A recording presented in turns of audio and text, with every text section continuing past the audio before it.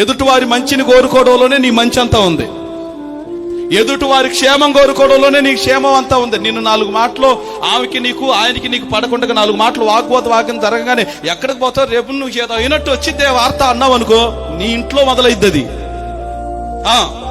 ఏది విత్తుతామో అదే కోస్తాం. నేను మీకు తల్లకిందులుగా తపస్సు చేయమని చెప్పను, ఈరోజు ఒకటే చెప్తాను, మీకు మంచి జరగాలంటే ఎదుటివారి మంచిని కోరుకోండి. మీరంతే.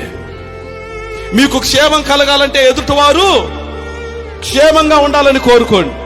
మీకు మేలు కలగాలంటే ఎదుటివారి మేలును కోరుకునే వారిగా మీరుండండి. మొదట ఎక్కడి నుంచో మొదలవదు ఆశీర్వాదం, ఎక్కడి నుంచో మొదలవదు శాపం.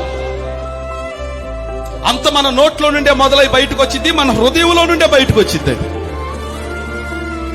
హృదయం నిండిన దాన్ని బట్టి నోరు మాట్లాడుతూ ఉంటది. ఆ నోట్లో నుంచి వచ్చేటువంటి మాట మొదట నీ ఇంట్లో పడి ప్రయాణం చేసిద్దని నేను జ్ఞాపకం చేస్తున్నాను. Download ShareChat.